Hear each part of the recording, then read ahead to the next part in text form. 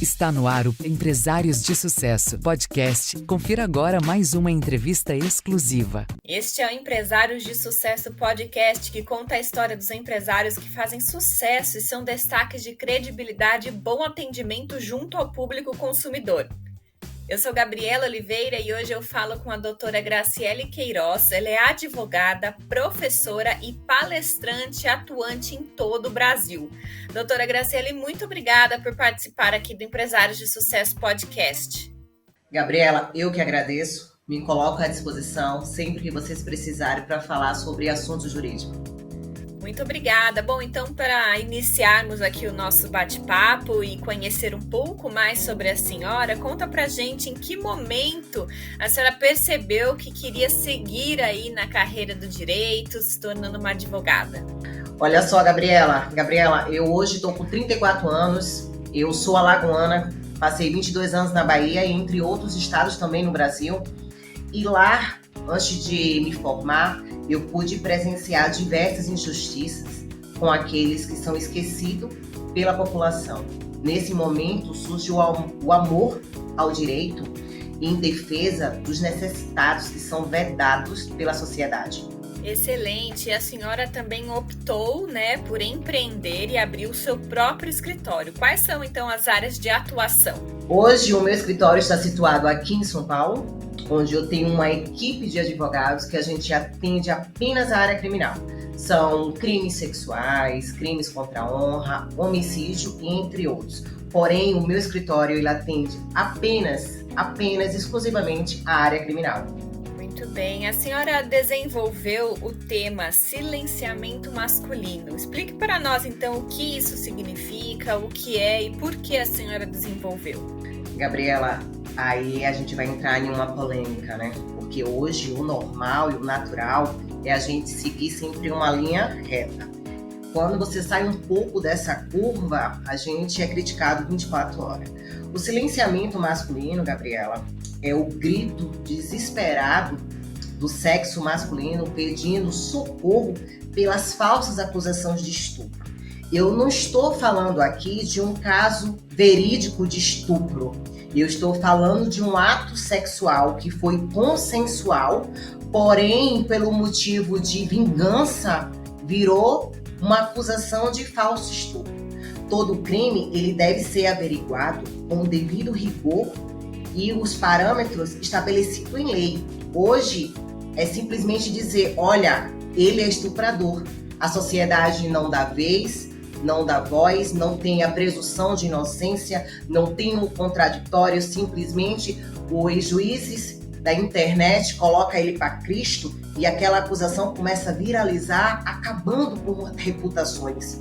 E temos que entender que opressores pode ser homem, pode ser mulher. A mulher também mata. Então, assim, estamos falando aqui de direitos iguais que não existe.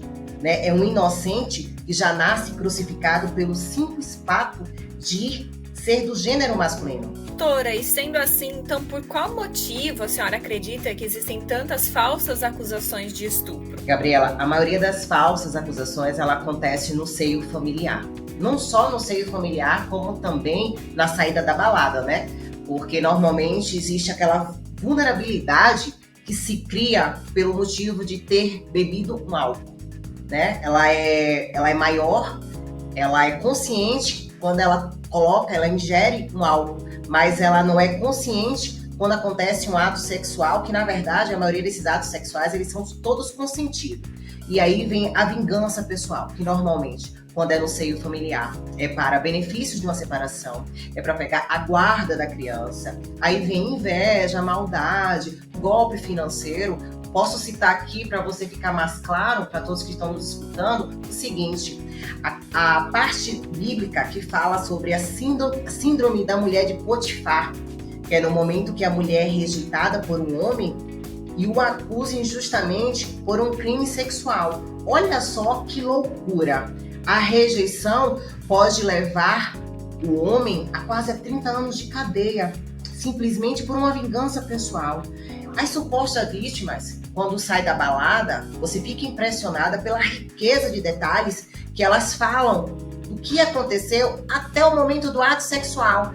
no momento que vai falar sobre o ato sexual, elas esquecem, elas não lembram. Acontece o sequestro das amígdalas, onde elas não conseguem falar, da crise de choro, dá tudo. Porque nesse momento, nosso corpo fala. E é claro e nítido que ali foi sexual consensual. E aí você observa que o crime de sexologia forense, que deveria ter sido feito por vestígios no processo, ele tem apenas achismo, sabe? É um relatório dentro do depoimento dela. Não é vestígios que comprove, de fato, a materialidade da acusação.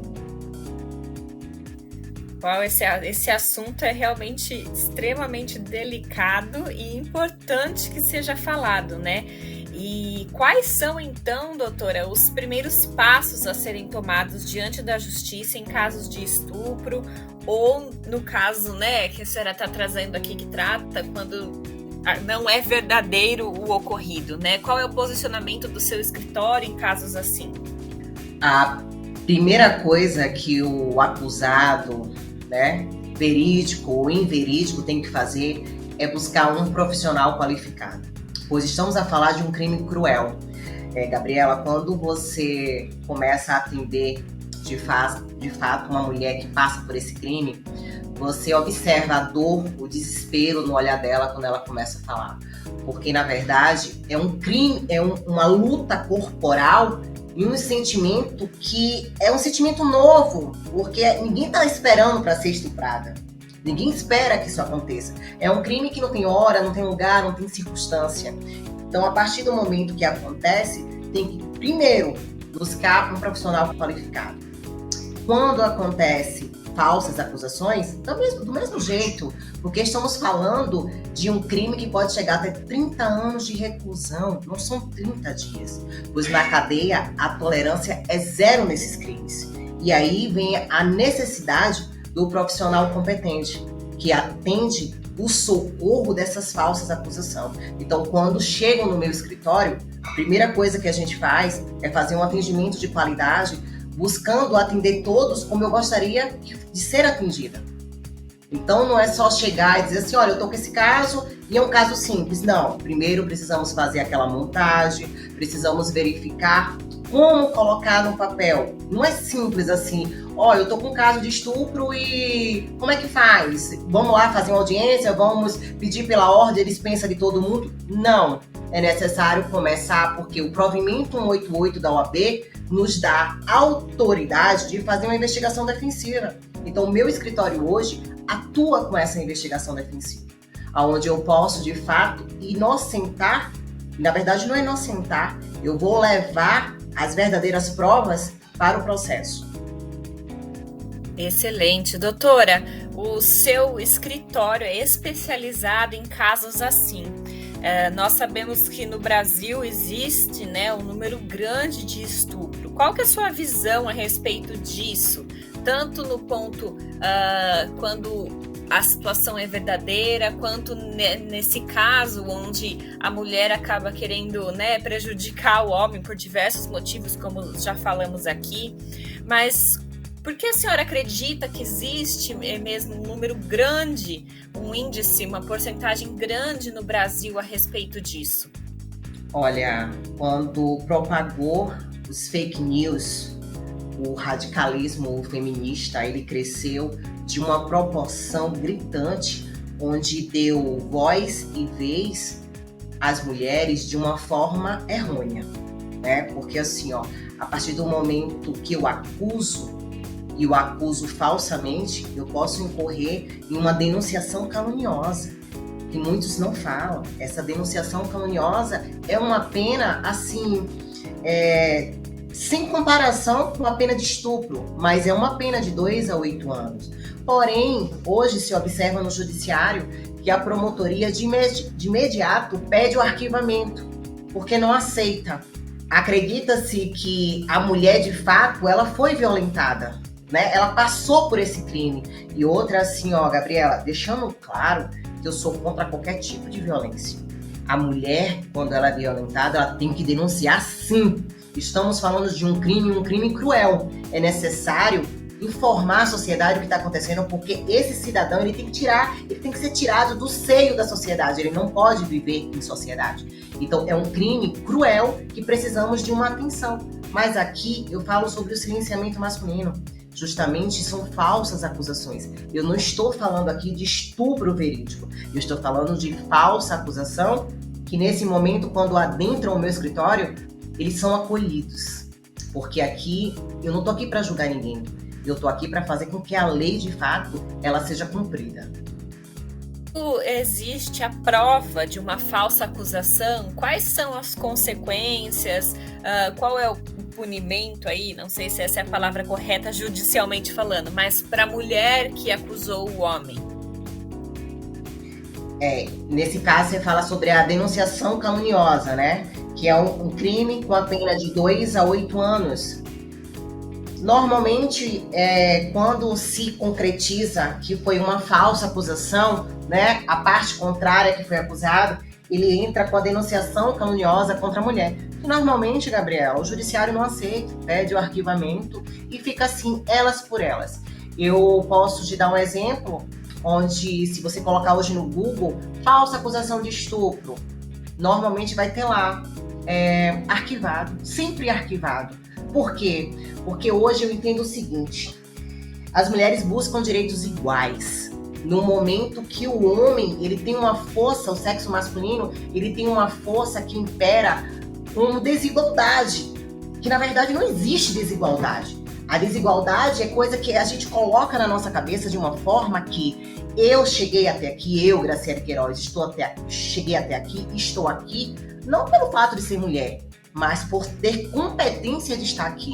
Então, às vezes, existe uma briga desnecessária do ego de dizer, eu tô aqui por ser mulher, eu tô aqui por ser homem. Isso não existe. É uma briga de egos que coloca, de fato, o inocente atrás das grades, que de 2 a 8 anos, comparar com 30 anos de reclusão é surreal. Não tem como comparar. Exatamente. Doutora, aí, encerrando aqui o nosso bate-papo, a senhora falou sobre a desigualdade social aí, né? A desigualdade... Opa, deixa eu falar de novo. Doutora, agora partindo então para o fim do nosso bate-papo, a senhora comentou aí sobre uma desigualdade, né? Comentou que a senhora chegou onde está por sua competência. É falado muito sobre essa desigualdade entre homem, entre mulher, em tantas áreas da sociedade. Como melhorar esse cenário, então? A senhora, como advogada, o que a senhora tem a colocar sobre esse assunto? Gabriela, primeiro a gente tem que colocar o respeito entre os gêneros, né? Eu sou mulher, existe muito advogados competentes do sexo masculino, como também do sexo feminino. A advocacia, ela não é apenas para um sexo, e sim para aquele que, de fato, é o profissional capacitado que pode atender aquela demanda. Eu te falo que essa igualdade é algo que eu tento todos os dias e ainda não consegui descobrir. Eu tento fazer com que o judiciário não olhe o meu cliente como mais um, sabe? Porque é aquele exemplo.